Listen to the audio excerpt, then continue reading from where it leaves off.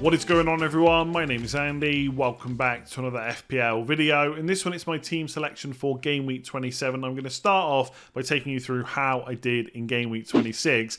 And I'm not really too sure where to begin with this. I guess we got to go with the positives first of all. So I did wildcard and I scored 49 points. Now, compared to overall scores, that wasn't fantastic. But compared to other wildcard teams, it wasn't that bad, because there's some people out there with only 30-something or even 20-something points. So to get close to 50 is kind of okay, at least versus other wildcarders. In terms of my overall rank, it went from about 392k to 367k. So only a small green arrow, but that is my third one in a row, and that is the first time I've done that all season. So there is a bit of momentum building. I am worried I'm just going to go into Game Week 27, get a massive red arrow, and be right back where I started. But fingers crossed there's going to be a run of green arrows over the next kind of 5 to 6 weeks, and then we'll see where we're at. Part of the reason I got 49 was because I played Kepa over Raya, which was good. I didn't pick Sanchez, who got dropped, and because of that I had Estepinian. I also played Matoma over March. Would I rather have McAllister instead of March going forward? Possibly, but I can't judge whether that was a good or bad decision until we get through the next kind of 5 to 6 weeks, maybe even more, because March is also cheaper as well. Most people had Tony. He scored the penalty and got 2 bonus. I guess the only other thing I could have changed on this wild card is at some points in some of the drafts I made, I had Pinnock, but like I said, I didn't really have a strong opinion either way. There is a case to be made that when no defenders have massive attack and return, you should just pick the cheapest one, which would have been Pinnock. But on another day, he doesn't score, they lose the clean sheet, and I'm not that worried about that decision. So picking Henry is not the biggest of my concerns, to be honest. Everyone else blanked apart from Haaland, but everyone owns him, so it doesn't matter. Rashford 2-pointer, Kane, Odegaard, and Saka all the same. And obviously Gabriel lost the clean sheet and conceded twice at home to Bournemouth. One was in the first 10 seconds. I didn't watch that game, I didn't have a chance to, but I caught the highlights. I don't know how Odegaard and Saka didn't come away with points. There was claims for handball. I think one of them was off a Gabriel assist. Obviously Saka would have taken the penalty. It was just one of those games where the points wouldn't go in for our players that we own. So that was a bit frustrating.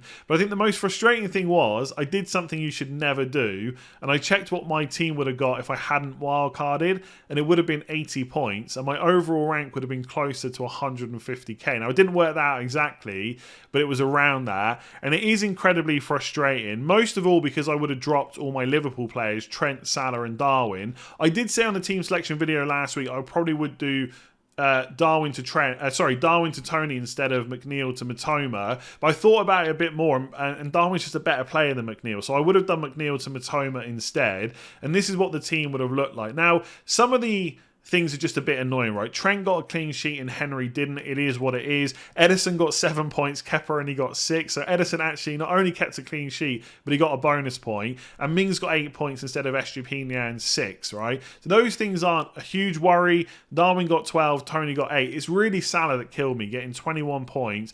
And I think the worst thing for me is I've had to put up with so many, like, it's not abuse or anything like that. It's just the sheer volume of comments and tweets telling me, not that you're an idiot, but you're wrong to keep Salah all the way through. He starts scoring a bit. I have him for the double. He gets that 11 points right at the end of the second game. And then I drop him ahead of a 21 point. It just absolutely kills you, especially when it's against Man United. Two of the worst points of this season for me have been with Salah and Man United. So Game Week 9, I captained Salah instead of Haaland. Haaland got 5 returns against Man United. I had to watch that game. Man City absolutely destroy us. And then I've had to watch Salah get 21 points and destroy Man United in a 7-0. And look, no one predicted that, but it is still frustrating nonetheless. And you shouldn't check your score, by the way. It's not good for you. It doesn't help. And going forward, it doesn't matter. But when you create content, it's worth looking at these things to talk through them. The only thing I would say about whether or not it was a mistake to wildcard is I think I overemphasised how important it was to have that extra transfer ahead of game weeks 28 and 29, because people that wildcard this week, they will just set up so they don't have to make those transfers, and they will probably roll into game week 29. So they'll just drop players like Haaland and just put Watkins in from the start. But then again, if they do that and Haaland gets a hat-trick, then I'm going to be thinking, well, actually, I'm kind of glad I did go in 26. So it's just one of those things that's really annoying. I don't think it's similar to last year where some of us wildcarded in 26. We didn't triple captain Salah, so we missed out on a huge score and then made the points up later. I don't think it's the same situation because ultimately the double game weeks were in game week 26 last year. This year, we went a week early for a team that is really well set up for 27. So anyone that didn't wildcard got their points from their Liverpool players and now can still wildcard into a similar team. So it's not as good or as, I don't know, rosy as it was last year. It's just bad. And 80 points when you ended up on 49 is not great. But I guess, again, compared to other wildcard teams, I did okay.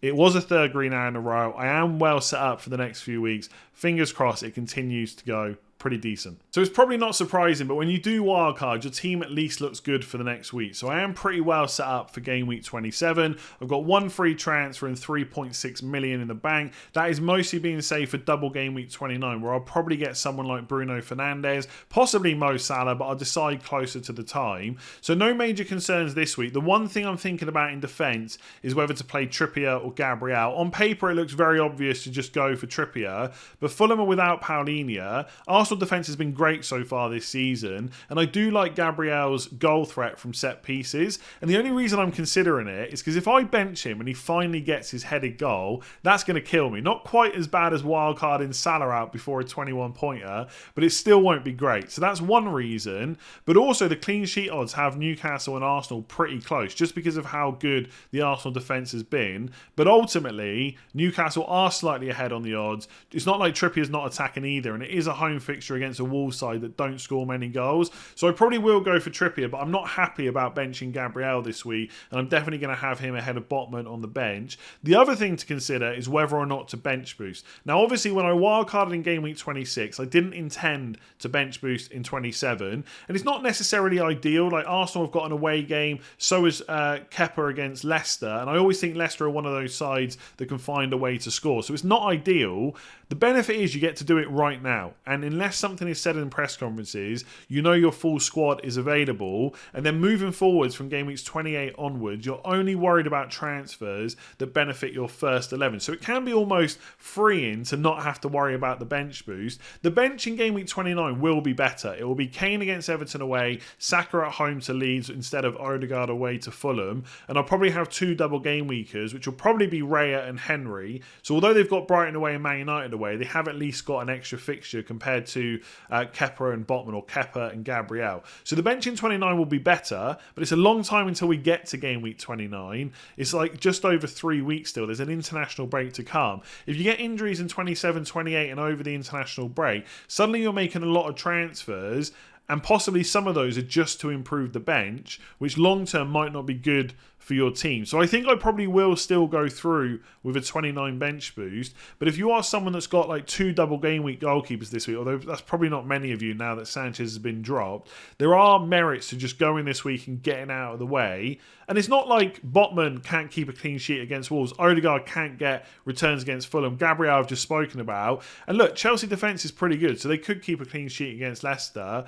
I just think, the way I'm kind of thinking about it is, if I don't bench boost this week and they haul, will I be more annoyed than if I don't bench boost in 29 and that team hauls? And I think I'd be much more annoyed if I don't bench boost in 29, because that's what I've planned. And I think if you don't bench boost double game week is when you've got the chance, you also can't be annoyed when it doesn't pay off. So I think there is a conversation to be had about whether or not to do it this week. There are benefits, even though it doesn't feel like it, but I probably am just going to put it off until game week 29.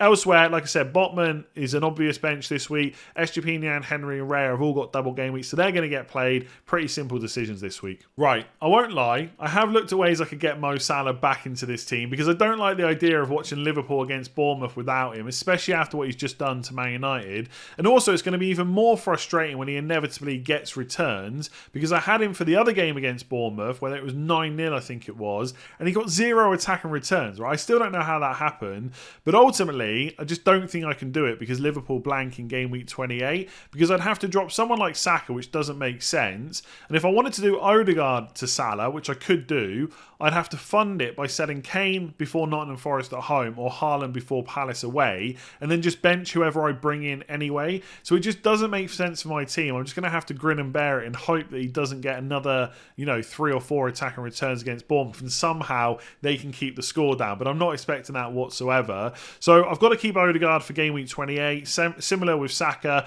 For me, Saka is always ahead of Odegaard in the captaincy conversation, so I'm definitely going to start him instead. I know Man United were really poor, especially in that second half against Liverpool. Rashford should have scored in the first half as well. I'm hoping that was just a blip. I think Southampton at home is the perfect game to kind of turn that bad result around and get a good one. And if they do, Rashford's probably scoring because he's been in great form for a long time now.